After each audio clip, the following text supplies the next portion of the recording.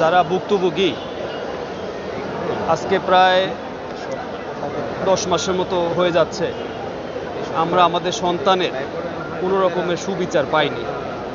তো আমরা আসলে ন্যায় বিচারের লক্ষ্যে আজকে এই বাদীর সাথে সম্পৃক্ত হয়ে একতা স্বীকার করে আমরা এই আদালতে শরণাপন্ন হয়েছি।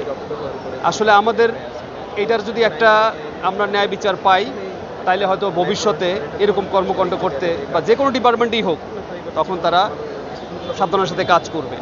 তো আসলে এগুলা কি বলবো ভাই, এক বিচার আজকে আমরা দুনিয়াতে আপনাদের এই আদালতে দিয়ে গেলাম, আরেক বিচার আমরা আল্লাহর কাছে দিয়ে রাখছি। এমন একটা হৃদয় বিতরক ঘটনা ঘটলো ভাই, আজ পর্যন্ত এটা নিয়ে কেউর কথা নেই। এখন সেটা কার মনে নেই, ভুলে গেছে। ঠিক আছে, তো সাক্ষী রেখে গেলাম আপনাদেরকে, সাংবাদিক ভাইরা আপনারা সদস্য থাকেন, আপনাদেরও ছেলে মেয়ে আছে।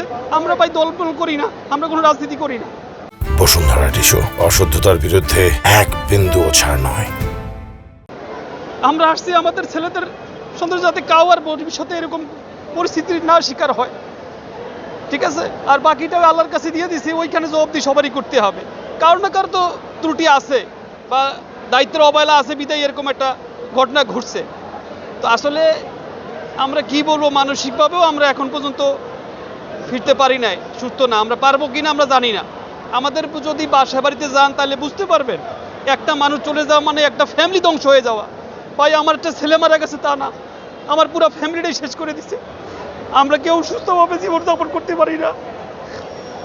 আপনাদের কাছে কি বলবো ভাই, এই জন্য আল্লাহর কাছেও বলে গেলাম, সাক্ষী রেখে গেলাম এই বাংলাদেশের মানুষকে। এত বড় একটা ঘটনার পরে সারা আল্লাহর আসর পর্যন্ত আমাদের চোখের পানির জন্য কেঁপে যায়, কিন্তু এই বাংলার মানুষের চোখের পানি কাঁদে না, হৃদয় কাঁদে না, এদের পাশে কেউ দাঁড়ায় না। এইগুলো ঘটনা ঘটেই যায়। হয়তো বা সবাই বলে যে আজকে দেখবো কালকে দেখবো, কিন্তু ভাই লাশ পর্যন্ত আর কেউ খবর নেয় না। সবাই সবার মতো অবস্থায় চলে যায়। এই জন্য এই ধরনের ঘটনার পুনরাবৃত্তি সবসময় ঘটতে থাকে।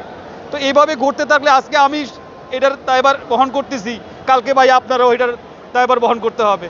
তো এরকম একটা দৃষ্টান্তমূলক যদি শাস্তি হয় বা সরকার এটার ব্যাপারে সদয় হয়, স্বইচ্ছা গ্রহণ করে, তাই বা পদক্ষেপ নেয়, তাইলে আমরা ন্যায় বিচার পাবো। এবং ভবিষ্যতে কোনো লোক বা কোনো ডিপার্টমেন্ট বা প্রতিষ্ঠান তারা সুন্দরভাবে তাদের প্রতিষ্ঠান পরিচালনা করবে।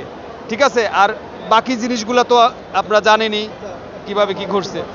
আচ্ছা, আমার নাম মোহাম্মদ রেজাউল করিম, আমার ছেলের নাম সামিউল করিম, মোহাম্মদ সামিউল করিম। ও ক্লাস 7-এ পড়তো, ইংলিশ ভার্সনে।